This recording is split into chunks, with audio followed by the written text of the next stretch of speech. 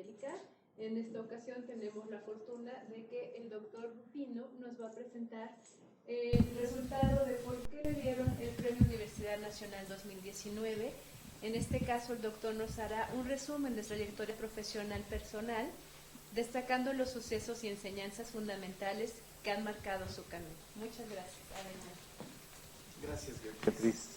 Gracias a la mesa directiva por invitarme y lo primero que les quiero decir es que estoy tan nervioso como la primera vez que iba a dar una presentación en un congreso internacional, y la razón de ello es porque a la invitación lo que me preguntaron es ¿por qué te dieron el premio? Y el problema con esa pregunta es doble. La primera es que probablemente, no sé si interpreté bien, es ¿qué se requiere para que a alguien le den un premio de esta naturaleza? La segunda es, ¿por qué te lo dieron a ti? ¿No? O sea, es más, casi me siento como cuando presenté mi examen general de conocimientos, cuestionado, o sea, ante un jurado y preocupado por lo que voy a decir. Y preocupado porque no es que no sepa de qué voy a hablar, más bien sé de las cosas que podría hablar, pero cómo no sonar presuntuoso o al hablar de mí me cuesta trabajo. Mis estudiantes saben que no me cuesta trabajo hablar de mí, pero ya ante un público y tratar de justificar esto me es muy complicado. Entonces, espero que entiendan la presentación me disculpo de antemano porque tal vez no refleje todo lo que yo quisiera. Ahorita les voy a explicar algunas cosas, pero trato de hacer lo mejor posible. Bien, primero, para los que, por si les interesa, ese es el diploma que me dieron. Y ante la primera pregunta, la primera idea de por qué a alguien le darían el premio Universidad Nacional, pues yendo a la convocatoria que ustedes pueden encontrar en la página de la DEGAPA, lo que piden, lo que allí dicen es haberse distinguido en forma excepcional por su labor académica en la UNAM, hay 4 opciones: la creación de una obra amplia y sobresaliente que integre los conocimientos sobre una materia o área, o la exploración exhaustiva de un objeto de estudio, o el desarrollo de innovaciones singulares o trascendentes, o, y esto lo remarco porque probablemente es lo que debería aplicarse más en mi caso, el desempeño de una labor altamente significativa en el campo de la docencia o la formación de recursos humanos, y esto no es porque yo crea que mi labor docente sea la más importante o sea la única, sino porque pues, el premio es en el área de docencia en ciencias exactas. Otros requisitos son contar con una antigüedad mínima de 10 años en la UNAM y aceptar por escrito la candidatura. Eso aparentemente es muy simple. Les agrego algunas cosas para que lo conozcan, porque algunas gentes me han preguntado, ¿y cómo es el proceso? ¿Y qué se tiene que hacer? ¿Y qué sucede? ¿Y cómo se hace el trámite, digamos, o todo esto? ¿Sí? En la convocatoria, en el artículo 10 de la convocatoria, dice que las candidaturas deberán presentarse en una carpeta debidamente identificada, incluyendo en original los siguientes documentos. Y esta es una de las razones por las cuales déjenme decirles que yo creo que hay mucha gente muy valiosa en la UNAM, con una trayectoria seguramente hay muchos con una trayectoria más destacada que lo que yo pueda tener, pero a veces estoy casi seguro que muchos de los posibles candidatos se detienen ante el problema de presentar esta carpeta. ¿Y por qué? Porque aparte de la propuesta que debe estar elaborada por el Consejo Técnico, se debe hacer una fundamentación académica, y ahorita les voy a platicar algo que me enteré. Hay que presentar el currículum debidamente actualizado, la carta de aceptación, hasta aquí no hay mucho problema. pero la semblanza del candidato con una extensión de 3 cuartillas, que eso, los que han pasado por esto, inclusive, por ejemplo, también en el SNI nos dan un espacio límite y luego uno no se puede limitar a ello. Pero esto de la carpeta debidamente identificada con original todos los documentos es lo que, de veras que es una lata hacerlo, ¿sí? Es una labor bastante complicada, sobre todo si uno no tiene el cuidado de ir teniendo sus documentos al día, de tenerlos debidamente ordenados, clasificados, porque hay que ponerlo todo muy bien. ¿Quién propone las candidaturas? Pues son los consejos técnicos internos o el de difusión cultural. Y una restricción es que una misma persona no podrá ser propuesta en más de una área. Yo entiendo que en un año, si en un año lo propusieron en un área y no le concedieron el premio, el siguiente año pueden ponerlo en otra área. Lo que no se permite tampoco, tengo entendido, es que a una misma persona, una persona que ya haya ganado el premio en cualquier categoría, se le vuelva a postular en otra categoría, o desde luego que ni siquiera en la misma. Esto ya está. Ahora, ¿quién decide? Seguramente muchos de ustedes se preguntan, y yo también,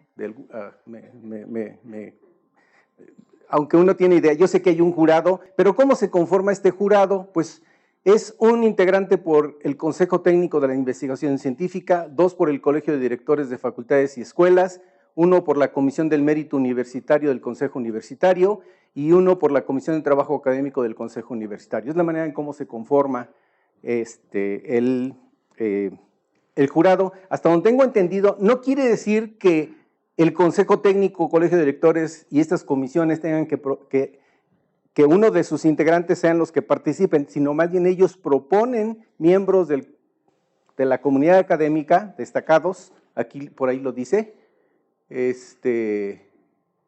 ampliamente reconocidos, miembros del personal académico. Otro de los aspectos interesantes es que la documentación que emita el jurado, así como el proceso de evaluación, tendrán el carácter de confidencial. Por eso, muchas de las cosas que suceden, ante la pregunta de ¿por qué te dieron el premio? La pregunta es, pues, ¿quién sabe? ¿Sí? No tengo yo una respuesta.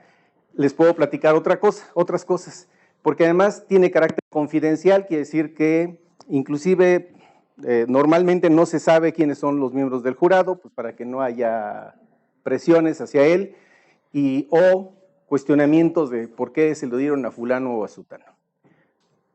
Y el jurado se lo otorga solo a una persona o a un grupo cuando se proponga por grupo y podrá declarar desierto el premio y su fallo será inapelable. Y en varias ocasiones algunas categorías del premio se han declarado desiertas, y no hay manera de apelar, desde luego.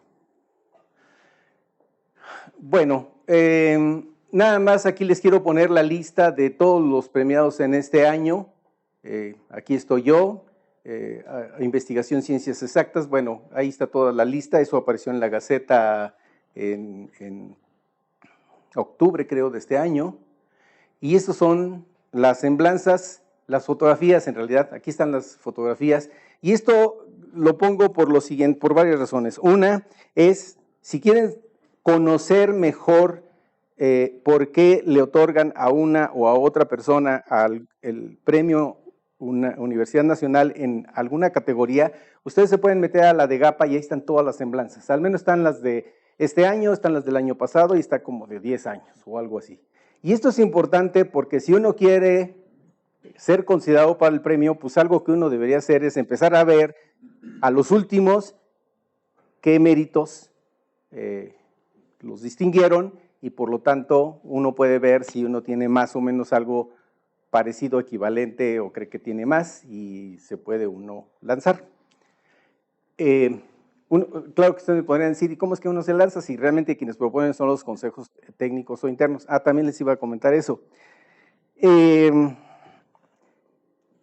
Yo no sé si les pase lo mismo, desde que estaba en la carrera o en diversas etapas de la vida, uno piensa o uno espera que la gente de alrededor reconozca los méritos de uno y diga, oye, Rufino, tú eres bien bueno y entonces te voy a proponer, ¿sí? Bueno, la mayoría de las veces, al menos aquí en el CECADET, o en el ICAT, perdón, en el Centro de Instrumentos, no sucede así, ¿sí? Yo les puedo decir por experiencia propia, los dos premios, el de jóvenes y el de Universidad Nacional, yo fui el que tuve que tomar la iniciativa y proponerme, ¿sí? Tener el descaro de decir, creo que tengo suficientes méritos y pues me lanzo, ¿sí? Entonces, la iniciativa viene de ahí. Sin embargo, fue algo interesante que estando en la ceremonia de premiación, estuve platicando con otros, se dice recipiendarios, ¿sí?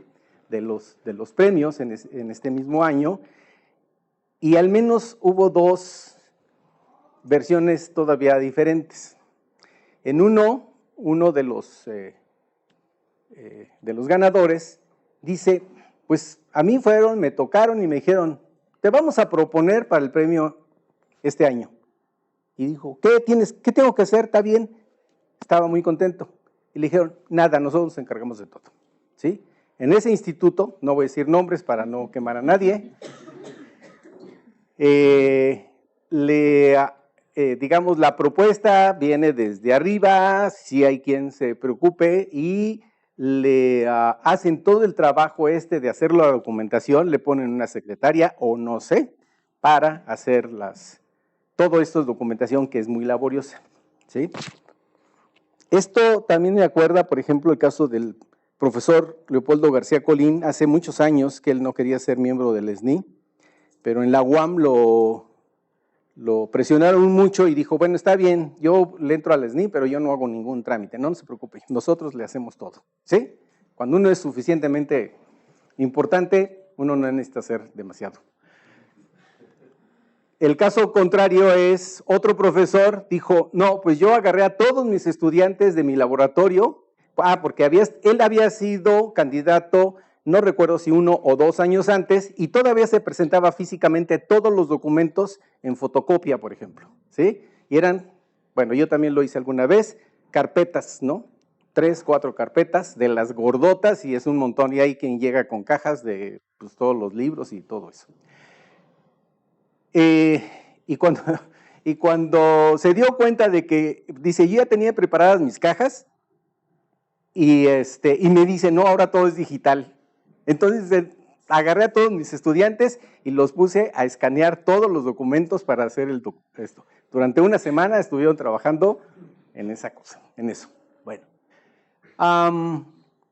entonces estas semblanzas, les digo, son importantes, y una de las cosas que quiero destacar es que se me ocurrió abrir el librito, que por cierto, a nosotros nos dieron este librito, donde vienen todas las semblanzas, están ahí en la página de la DEGAPA.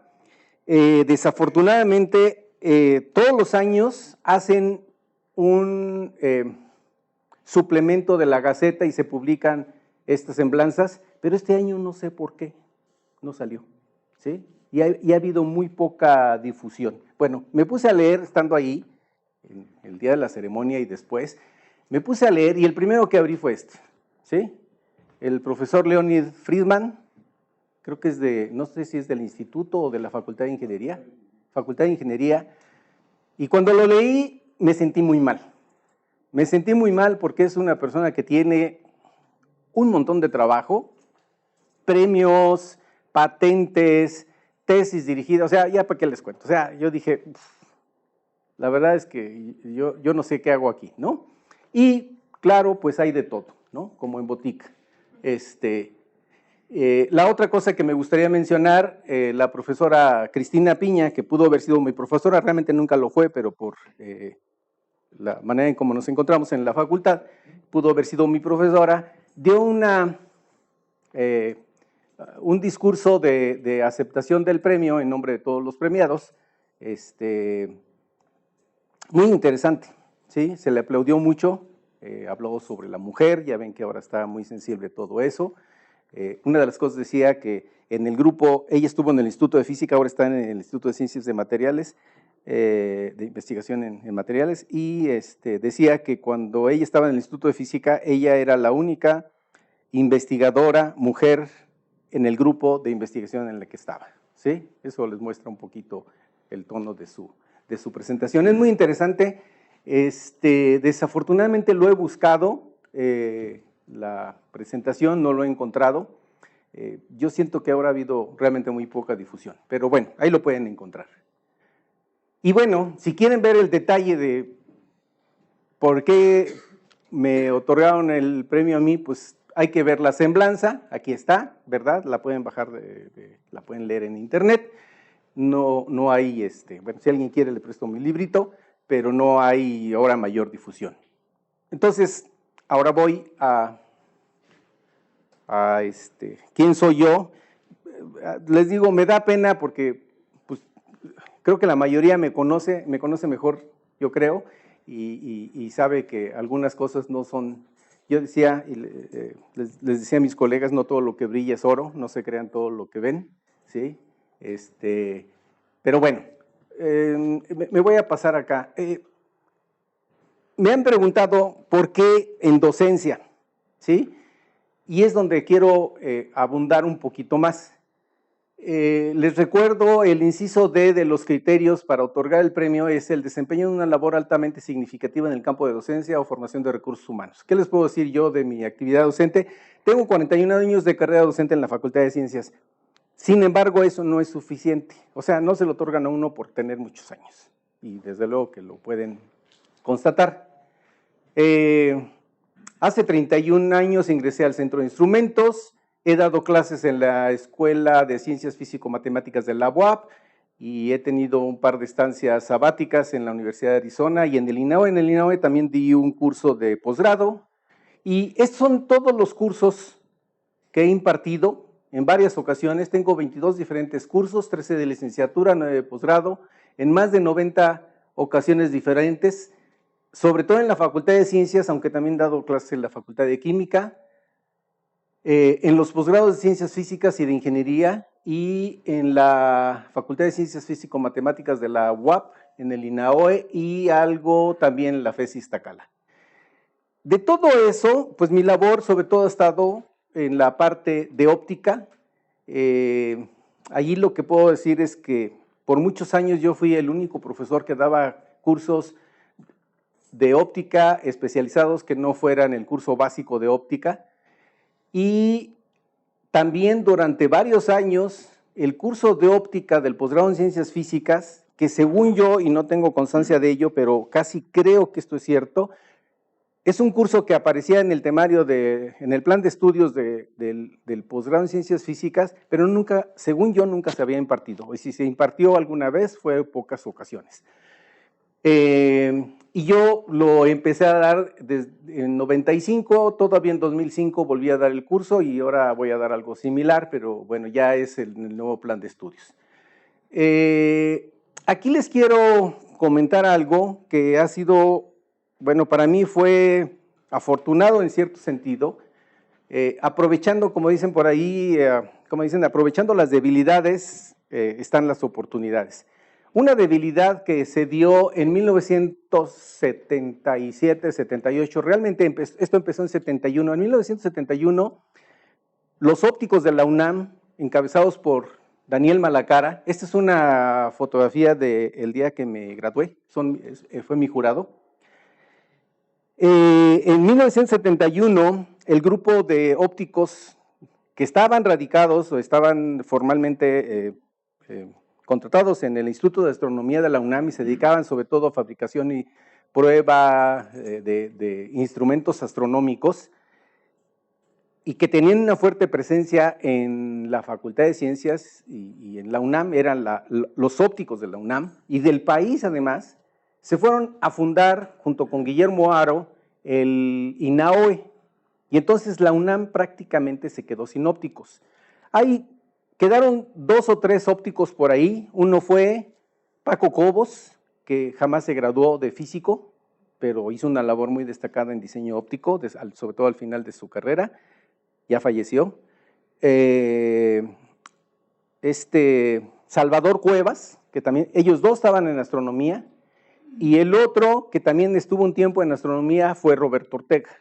En ese entonces prácticamente eran todos los ópticos y no siempre daban cursos de óptica en la Facultad de Ciencias. Entonces al profesor José Luis Jiménez, él, que fue mi asesor de la beca que yo tenía como miembro, de la programa de formación de personal académico, en aquel entonces era formación de personal académico, ahora es superación. A él le encargaron, de hecho a él lo contrataron, según me narra, para que de alguna manera rescatara todo el área de la óptica en la carrera de física. Él lo que empezó a hacer, una de las cosas interesantes es que la materia de óptica solamente constaba de 3 horas de teoría y 3 horas de laboratorio. Lo único que daban prácticamente los profesores en ese entonces era óptica geométrica muy básica, interferencia y difracción. Eso era todo, prácticamente, ¿sí? Y eran como 6 prácticas aproximadamente, 8 tal vez.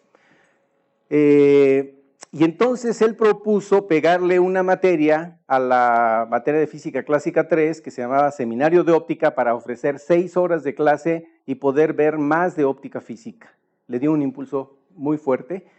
Y él me invitó a dar cursos. Yo fui ayudante primero con él, después di clases con él, fui profesor de asignatura. Curiosamente, él fue siempre mi asesor en todos mis estudios, hasta que dejé los estudios de doctorado.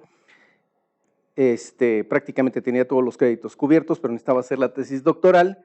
Y curiosamente, jamás hice un trabajo académico con él. No publiqué, no llevé trabajos a congresos, no hay presentaciones, ¿sí? Bueno, y tuvimos una buena y larga amistad, todavía lo tenemos. Y Arquímedes Morales era,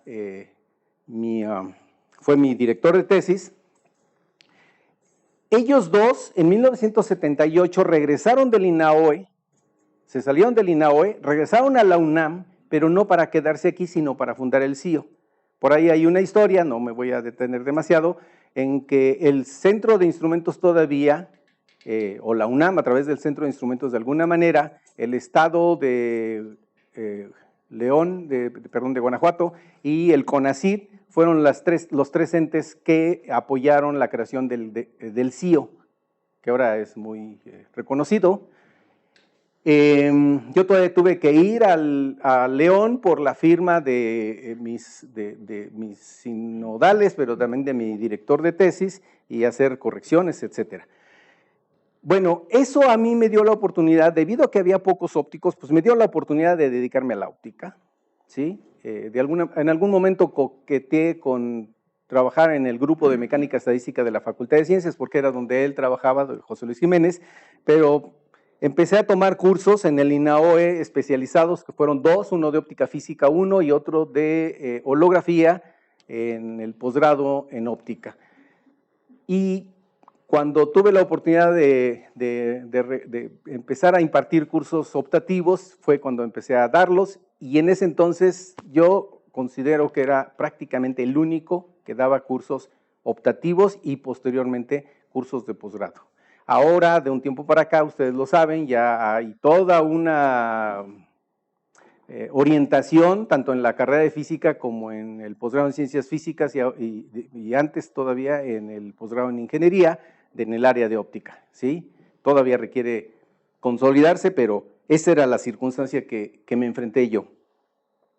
En cuanto a formación de recursos humanos, a lo largo de mi carrera yo he dirigido 30 tesis, 18 de licenciatura, 8 de maestría y 4 de doctorado. 18 de estas tesis, tanto de licenciatura como de doctorado y de maestría, en algunos casos han sido con un resultado de publicaciones y 2 con solicitudes de patente. Y aquí tengo algunas fotografías de algunos de mis ex estudiantes. Le pido disculpa a todos los estudiantes que no pude poner su fotografía porque pues no me alcanzó el tiempo y hay que estar buscando ahí entre todas las fotografías y resulta un poquito complicado. 10 de estos tesistas, ahora, esto lo digo porque esto es muy valorado a la hora de hacer pues, evaluaciones académicas, valga la redundancia, por ejemplo, para promociones, para el PRIDE, para el SNI. ¿Qué hacen ahora tus tesistas, no? 10 de ellos son académicos de tiempo completo en diversas instituciones académicas y 2 de ellos trabajan en la industria. 5 de ellos trabajan en el extranjero, en Estados Unidos, Colombia, Alemania, Inglaterra y, bueno, Irlanda ya no, porque ya se regresó Isaías. 7 pertenecen al SNI, 4 en el nivel 1, 1 en los niveles C de candidato y 1 en el nivel 2 y 1 en el nivel 3. Y uno recientemente, Oliver, fue distinguido con la medalla Alfonso Caso 2017. Pues eso es lo que puse en mi semblanza. Ahora, también he contribuido con materiales didácticos o de apoyo. Esto desde la Universidad Autónoma de Puebla escribimos varios profesores un manual de microscopía que nunca fue publicado formalmente, sino solamente se distribuyó como un documento como mimeografiado o sí fue impreso en offset, pero realmente fue escrito a máquina nada más. Hay por ahí un capítulo de las memorias de la escuela, de la séptima Escuela Mexicana de Física Estadística sobre efectos hidrodinámicos de cristales líquidos con el doctor Rosalío Rodríguez, con quien colaboré en los años 90.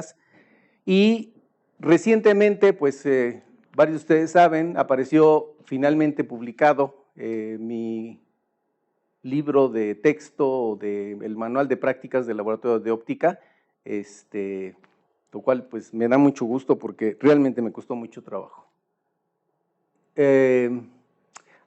Rápidamente, en cuanto a la producción científica, tengo más de 200 diferentes publicaciones, pero solamente 50 de ellas son artículos en revistas científicas. De hecho, ya tengo un poquito más, pero bueno, esto es lo que presenté a la hora de la propuesta para el premio. 2 capítulos en libro, 16 informes técnicos, 83 artículos en extenso en congresos internacionales y 40 nacionales, y según Scopus tengo 620 citas y un índice H de 11 sin autocitas. Aquí realmente está un poco elevado porque creo que sí incluye algunas autocitas, ahí hay una duda todavía. El factor H es un poquito bajo en realidad para lo que debería tener. He sido responsable de 7 proyectos, 7 CONACYT, 8 PAPIT y 2 PAPIME. Y a lo largo de mi carrera he tenido oportunidad de crear cierta infraestructura. Mucho de ello ha sido colaborando con diversas gentes. Uno de ellos fue con el doctor Roberto Ortega Martínez, que fue el que me invitó a venirme a trabajar aquí al Centro de Instrumentos Todavía en 1988 para pues establecer el laboratorio de óptica aplicada. Cuando yo ingresé aquí en 1988, yo era el segundo investigador que estaba vigente en ese momento, contratado. Antes había habido 2 investigadores, hasta donde sé, pero no permanecieron aquí. Y si tomamos en cuenta ellos 2, yo sería el 4º investigador en incorporarme al Centro de Instrumentos Todavía. El tercero, o el primero cuando estaba yo, de los que estaban contratados, es Ricardo Ruiz Bullosa, que ya también se jubiló, y entonces, pues ahorita soy el investigador más viejo radicado, o sea, que con antigüedad en el ICAT. Parte de mi colaboración fue el establecimiento del laboratorio de pulsos ultracortos. Fue unas discusiones largas. Roberto originalmente quería comprar unos láseres de Exímero, finalmente por instancias de Mayo Villagrán se optó por un láser de titanio zafiro. Inclusive Neil y Marta todavía les tocó ahí la colita de las discusiones que tuvimos, ¿verdad? Fue apoyado por el UNAM-BID. También, desde que llegué yo propuse la creación de un taller óptico que nunca se pudo establecer, sino hasta el 2010, que la coordinación dio apoyo económico para comprar una máquina pulidora y ha tenido sus altos y bajos. Esperamos que ahora esto vaya mejor. NIL consiguió una máquina de control numérico mucho más, con mayores capacidades que la de pulido tradicional, pero bueno, con diversas contribuciones se ha ido formando y ahora están ahí Pedro Cebrián y Claudio Ramírez. Y algo que ya podría considerar un poquito más propio, más personal, al menos como responsable, es el Laboratorio Nacional de Óptica Visual. Pues, varios de ustedes lo conocen, hicimos algunas obras el año pasado y pudimos comprar algo de equipo. Conseguí el financiamiento para instrumentación y propuse líneas de trabajo en y también en el UFABEO, y en también contribuyeron Maximino Avendaño y Manuel Campos como investigadores y Mario González como técnico académico, y varios estudiantes como siempre, ¿verdad?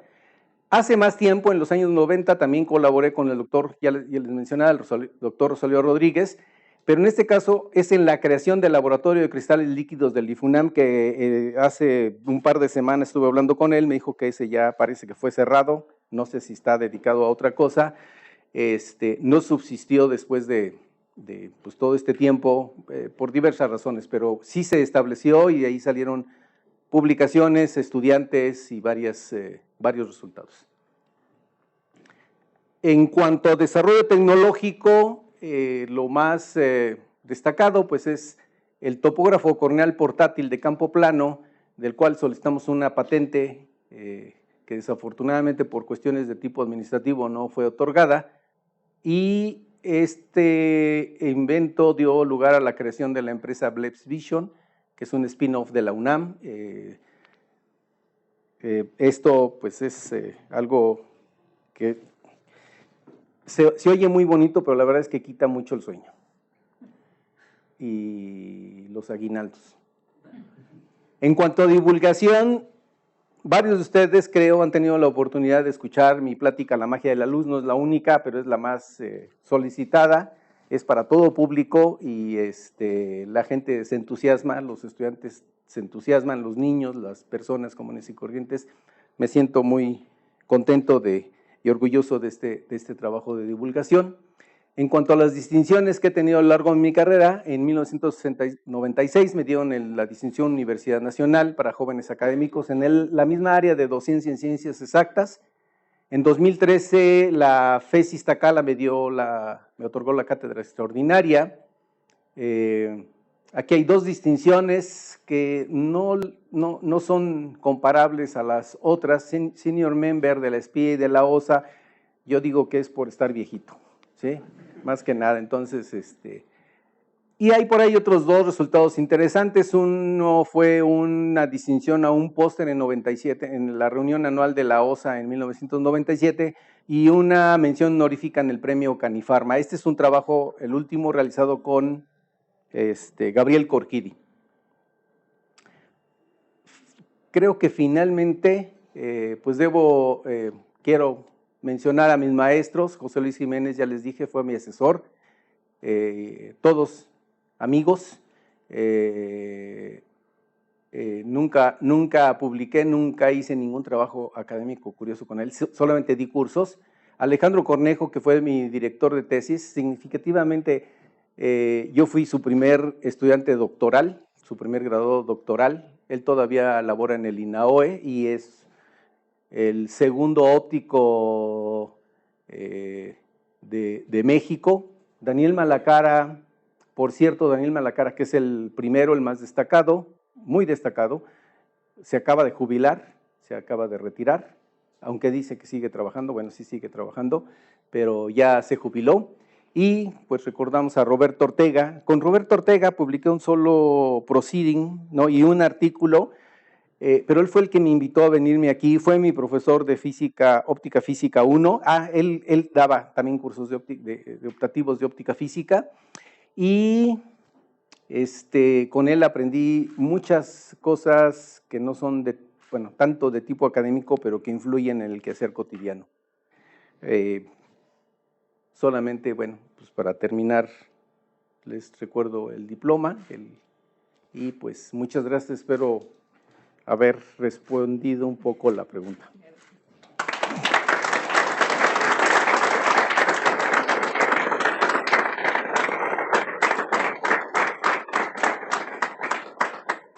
Muchas gracias, muchas felicidades. Preguntas, comentarios, felicitaciones.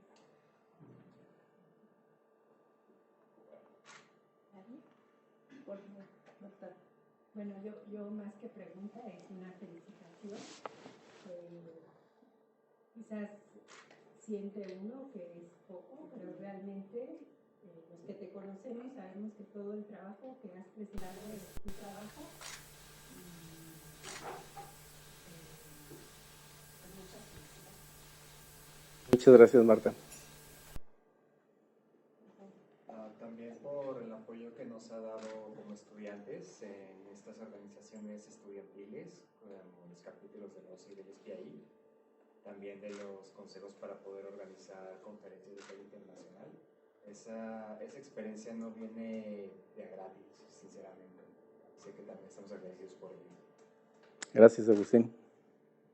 Un poco para complementar todo esto, debes de decir un poco, te costó un poquito de trabajo lo de los congresos internacionales, llámese la ICO, ¿no? Fue bastante...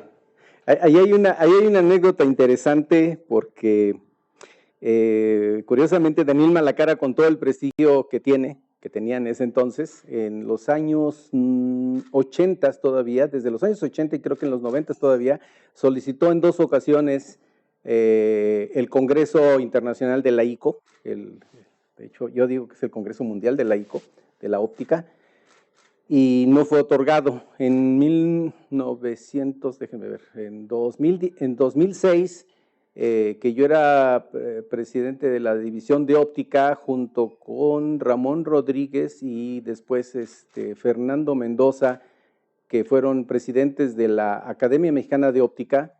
Hicimos una labor bastante intensiva, que por cierto José Saníger me apoyó para poder ir allá a la Sociedad Mexicana de Física.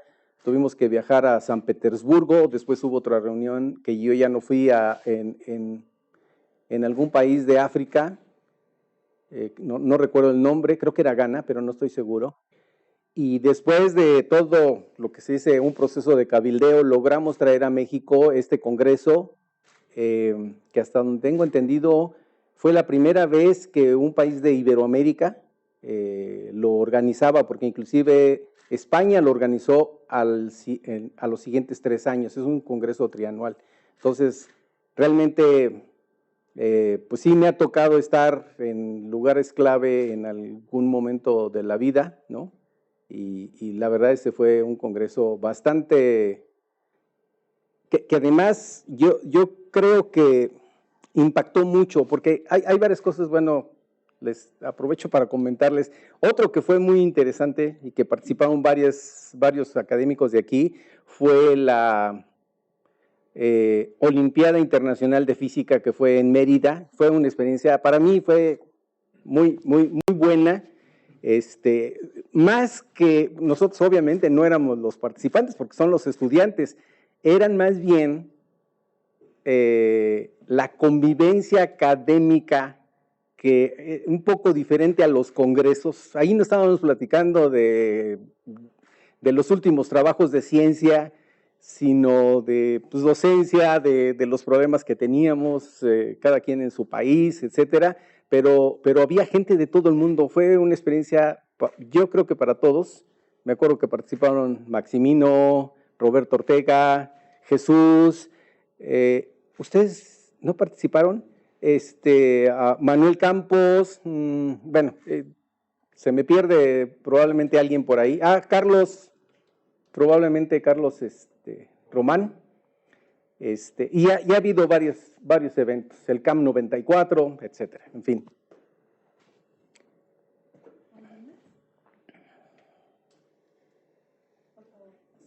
Bueno, pues desde luego reiterarte las felicitaciones. Gracias. Y también de mi parte.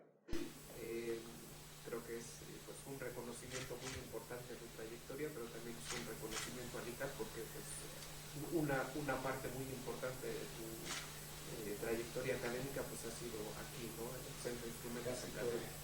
ICAT, claro que la Facultad de Ciencias también tiene su contribución.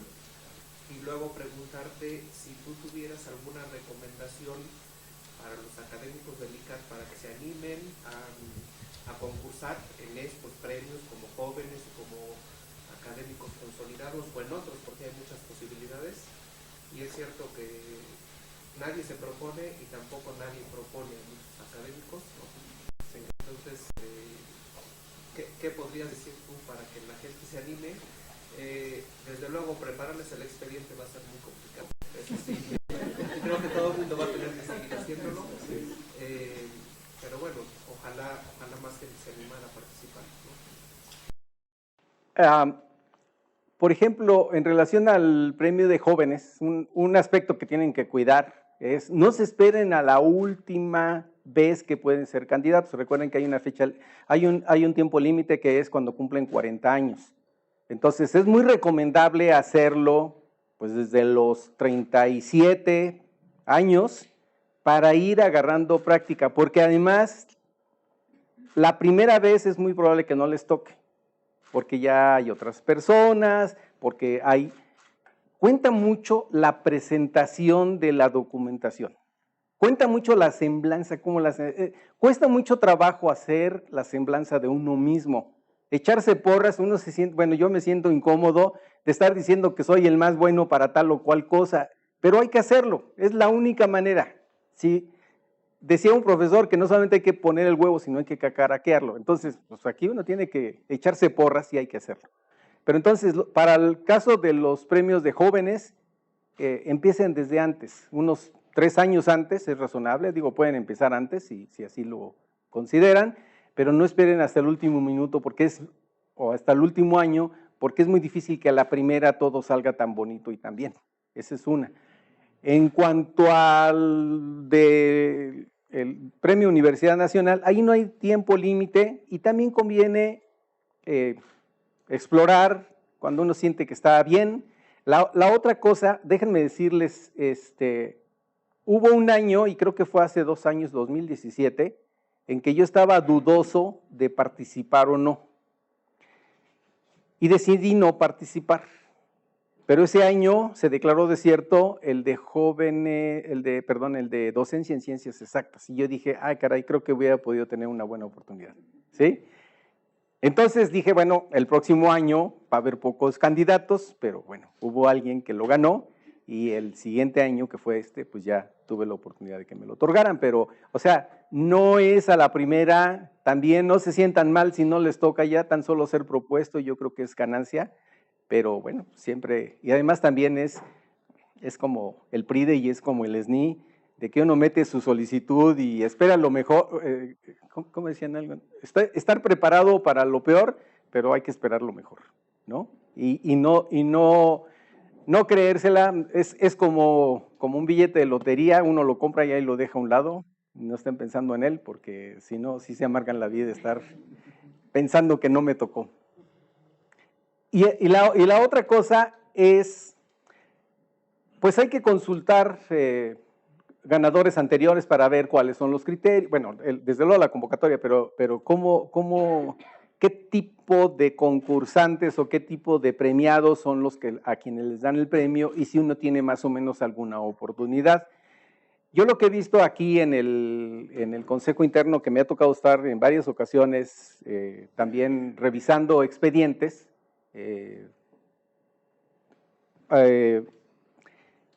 es que no mucha gente se propone, como que por este mismo, yo creo, sentimiento que tenemos de no soy tan bueno, pero pues hay que hacerlo.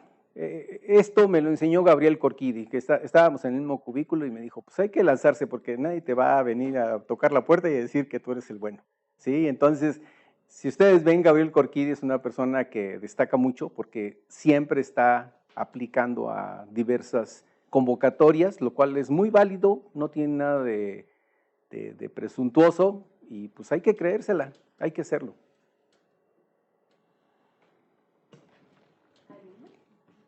Bueno, pues le agradecemos muchísimo lo que... Muchas gracias.